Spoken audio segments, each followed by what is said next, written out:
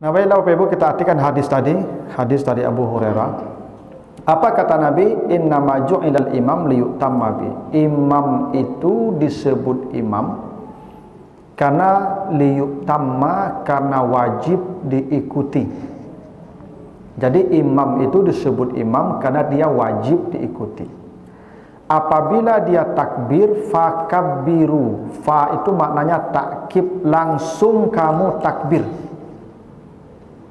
Kalau imamnya takbir, Allahu Akbar, begitu ra'nya selesai, bar, langsung takbir. Jangan ada urusan lain lagi kalau dia sudah takbir. Apabila dia ruku, maka langsung ruku. Itu kenapa Bapak Ibu kalau terlambat datang, ya, tiba di dalam takbiratul ihram, langsung orang imam ke rukunya. Jangan dibaca aja Fatihah, ruku langsung. Dia tidak baca Fatihah tu Pak Ustaz, imam yang bacakan. Itu gunanya berjamaah salat. Nah, Bapak langsung saja ruku, tinggalkan Al-Fatihah itu, karena lebih wajib mengikuti imam daripada baca Fatihah itu. Ya. Begitu pentingnya mengikut imam ini. Boleh Bapak Ibu tinggalkan Al-Fatihah itu karena terlambat, ya. Bapak Ibu terlambat, baru takbiratul ihram, baca bismillah, oranglah ruku imam. Jangan diselesaikan Fatihah itu, ruku ikut imam, perintah Nabi itu. Langsung ruku. Tak boleh ada jeda. Apabila dia sujud, langsung sujud. Begitu. Apabila dia duduk, duduk. Kadang-kadang ada jamaah ni Bapak Ibu, imam ko lah duduk, Allahu Akbar, tahiyat akhir Pak. Nanti sujud tu surang semua. Tu acok tak jadi tu Pak. Imam ko lah duduk lain. Ya kan Ustaz, kalau sujud tu kan disuruh lama Ustaz. Ya baca hadisnya baik-baik. Kapan sujud lama tu? Kata Nabi, aqrabu ma yakunul abdu min rabbih wa huwa sajidun. Yang paling dekat hamba dengan Tuhan ketika dia bersujud, dia sendiri, dia. Kalau dia itu kata Nabi sendiri, maka lamakanlah sujudmu, enggak apa-apa. Tapi kalau berjamaah wajib ikut imam. Ini sering Bapak Ibu nampak dan buku. Ya, lah duduk awak Pak lah saparuh baca tahiyat barunya duduk. Itu makmum pembangkang nama itu. Ya. Lawan nama itu. Sama PBB Pak. Istirahat di tempat gerak.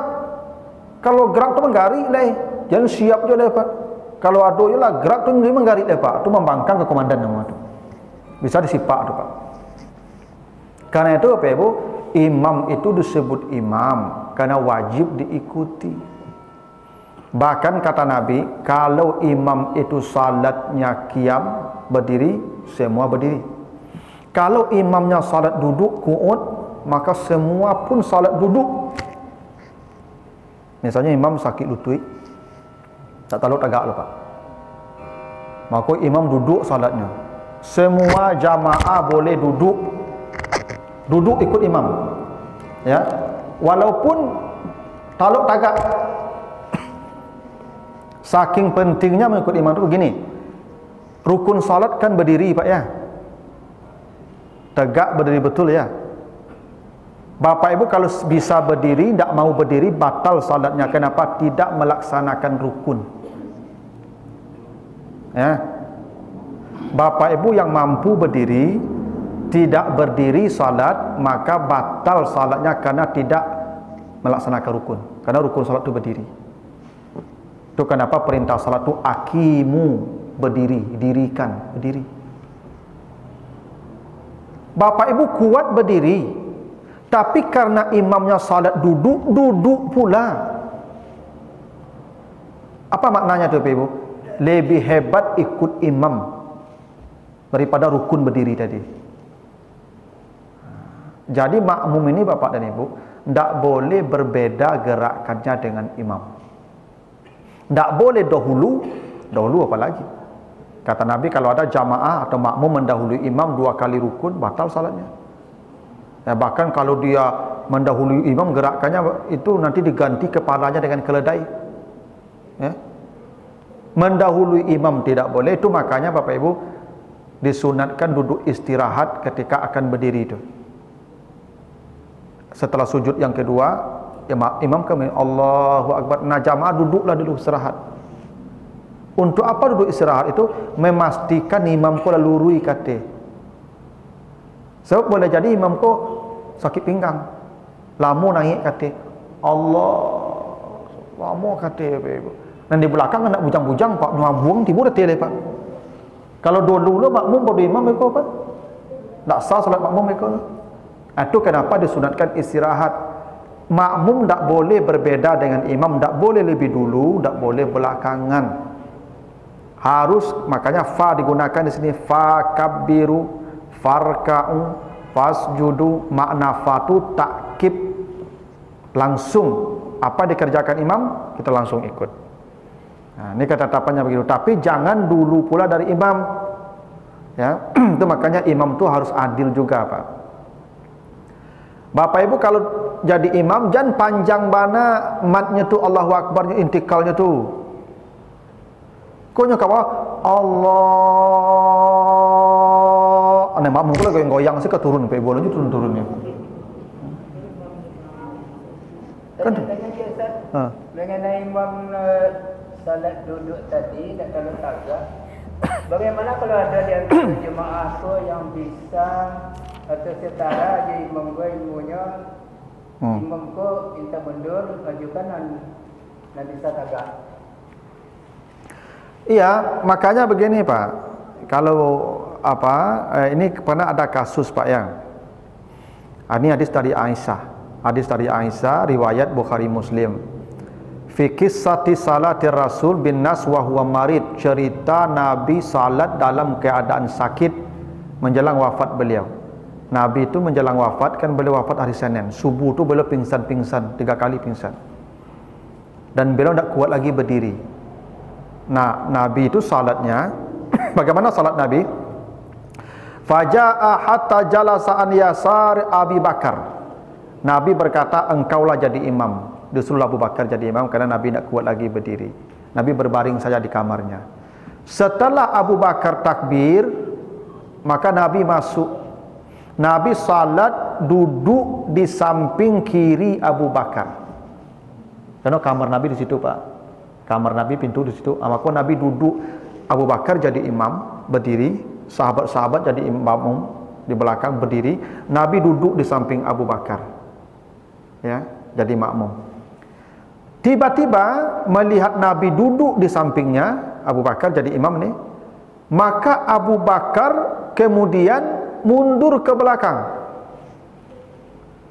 Mundur ke belakang, lalu Nabi jadi imam dalam keadaan duduk, ya, dan manusia berdiri semua seperti Abu Bakar salat mengikuti Nabi jadi imam dalam keadaan duduk. Ini satu ketentuan dari hadis ini Pak. Satu, ya, nanti akan terjawab itu Pak pertanyaan apa. Cengplis imam dan makmum boleh di tengah salat. Itu pernah dicontohkan Nabi Pak. Pergantian imam dan makmum boleh di tengah salat. Itu contoh Abu Bakar tadi itu Pak.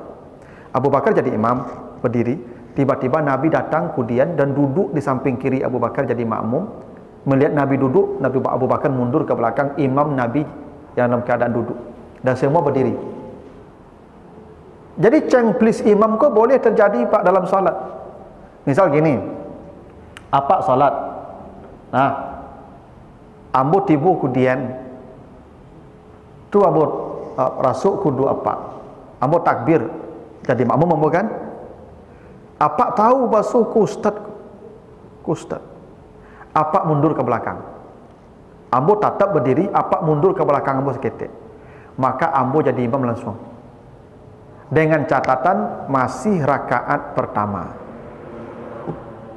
Kalau sudah 2 rakaat, sudah lewat rakaat, jangan pindah aja deh Pak. Kenapa? Dulu makmum salam mereka. Yang boleh itu imam duluan salam dari makmum, yang kurang makmum tambah. Tapi kalau makmum dulu salam kacau ke Pak? Imam masih Allahu Akbar, imam makmum lebih lari Pak, yang sudah sembahyang. Tak boleh. Selama rakaat pertama boleh pindah makmum imam kalau mau. Ya. Makanya apa misal salat tu baca Fatihah misalkan tu apa tak taluk mundur ke belakang. Yang di belakang maju ke muka. Tu aturannya. Ya. Ini boleh cengplis dalam salat. Yang kedua, tadi kata Nabi kalau imamnya duduk, jamaah duduk kan? Ini Nabi duduk, jamaah berdiri. Termasuk Abu Bakar. Apa maknanya itu? Bila imamnya salat duduk, imamnya salat duduk tak mampu berdiri, makmum punya dua pilihan. Yang mau berdiri boleh berdiri, yang mau duduk boleh duduk. Karena dua-duanya pernah terjadi pada masa Nabi. Misalnya Pak Haji jadi imam, lalu taluk tagak lutut sakit. Duduk beliau jadi imam, Pak. Yang mau duduk silakan duduk, yang mau berdiri silakan berdiri. Dua-duanya hadis sahih. Aja bertangkal loh, Pak. Kalian duduk semayang enggak? Tu dah apa? Contoh dari Nabi. Kalau mau. Kalau imamnya salat duduk, Pak. Itu pada terjadi itu, Pak. Nah, kalau salat, kalau misalnya imamnya ini misalnya bermasalah, tak kuat berdiri, tapi bacanya paling bagus, karena kata Nabi yang jadi imam itu falya ummukum aqra'ukum Qur'anan, hendaklah yang jadi imam itu yang paling baik bacaannya. Kalau sama, siapa yang paling banyak penguasanya dalam hadis. Kalau sama lagi, kata Nabi, siapa yang paling dulu hijrah. Siapa yang paling dulu ke masjid dulu, yang pandai ke masjidnya. Sama juga, siapa yang dulu lahir, umur. Jadi umur kau terakhir, Pak, ya.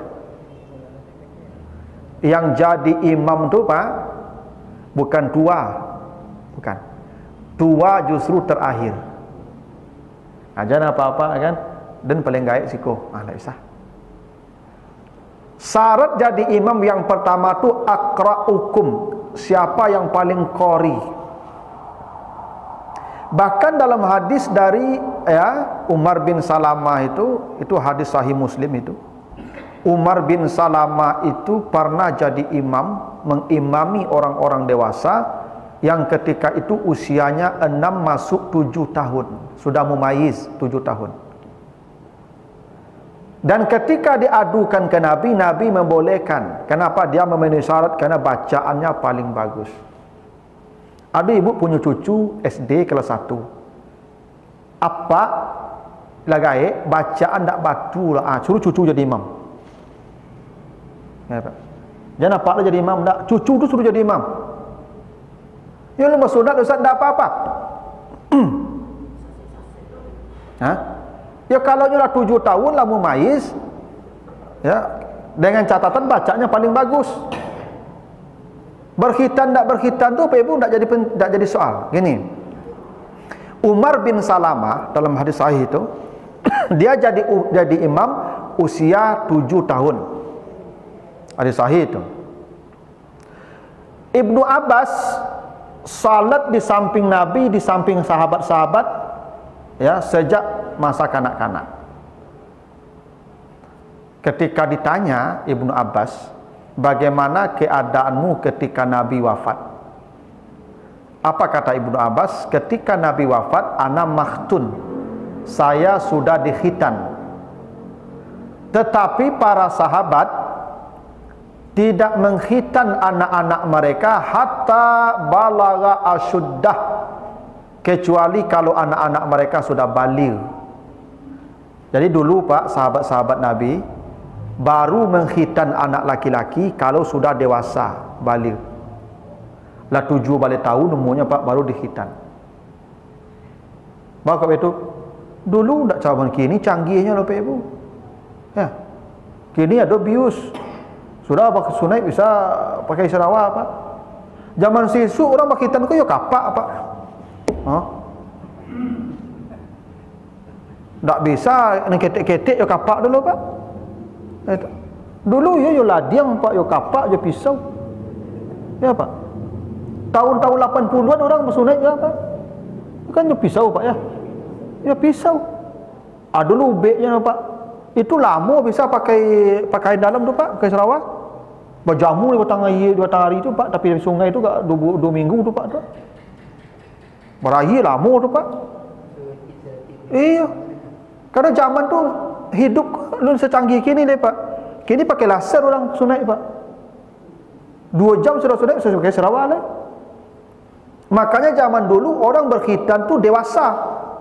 Lah tak tahan rasa sakit dia. Apa maknanya itu? Berarti Umar bin Salamah ketika jadi imam usia 7 tahun belum berkhitan. Jadi apa-apa ibu jangan jangan khawatir loh. Kan kadang-kadang ada apa-apa kau nak ada anak-anak lah SD salat daki orang gadangnya sampai tiba apa-apa nyangkit. Tiba apa suara nyangkit ke tepi. Tiba suara nyangkit ke tepi. Tiba daki sudut dah tembok tu anak jadi. Salat saja Pak di sampingnya.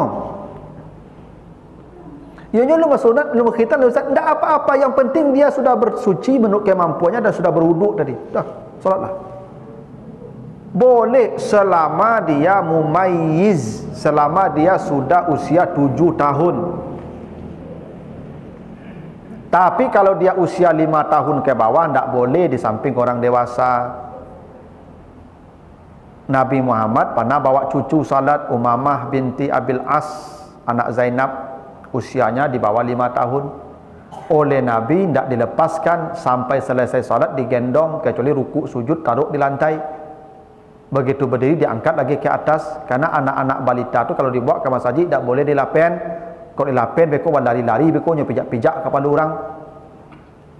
Tapi yang 7 tahun ke atas silakan dia salat di samping orang dewasa. Tidak ada istilah putih saf tu, tidak ada. Saya belum menemukan ada dalil anak umur 7 tahun salat di daki orang gaib, itu putih saf, belum ada satu pun dalilnya saya temukan. Justru jadi imam dia boleh. Itu hadis yang sahih. Jangankan salat di samping orang dewasa, jadi imam pun dia boleh. Jadi begitu ketetapannya Pak. Jadi kalau imamnya cacat, tidak bisa tagak loh Pak. Tapi ada imam yang bisa jadi imam sehat Pak, tapi bacanya kurang rancak. Yang cacat tu jadi imam. Kenapa? Syarat jadi imam tu aqra'ukum Qur'anan. Siapa yang paling qari? Bukan yang sehat Pak. Tidak. Makanya kadang-kadang kita ni Pak kalau jadi imam, lihat-lihat kiri kanan, ada tak yang lebih baik bacanya dari kita. Bahkan dalam mazhab Syafi'i Pak Ibu, kalau ada orang di belakang yang fasih bacaannya, bermakmum ke orang yang tidak fasih, maka yang fasih itu salatnya tidak sah. Kalau ada orang yang bacanya bagus, menjadi makmum dia kepada orang yang bacanya tidak bagus, tak sah.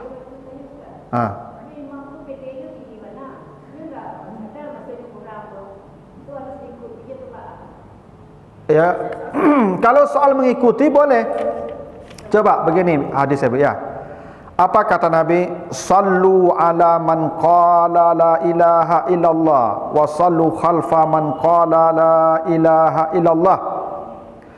Salatlah orang yang mengucapkan la ilaha illallah. Selama dia sudah mengucapkan la ilaha illallah, dia wajib salat. Dan kata Nabi, salatlah kamu di belakang orang yang pernah mengucapkan la ilaha illallah. Itu sahabat Abi main Pak. Lai pada anda baca la ilaha illallah? Pernah? Jadi imam lah. Boleh ikut, boleh. Misalnya lah jadi imam tu, bacanya tak berhasil lah. Awak di belakang tiba terlambat. Dia dapat cari ke muka. Saya imam tu. Oh saya patah selera saya tu mah dah selesai bacaan pulang saya rumah saya banyak. Tak Pak. Tak boleh tu Pak. Rugi. Tetap ikut kata Nabi, sallu khalfa man qala la ilaha illallah. Salatlah kamu di belakang orang yang pernah mengucapkan la ilaha illallah. Cuman kalau ada beberapa pilihan nih, semua kita banyak nih Pak, maka kata Nabi, falya ummukum, suruh jadi imam, mengimami kamu yang paling bagus bacaan.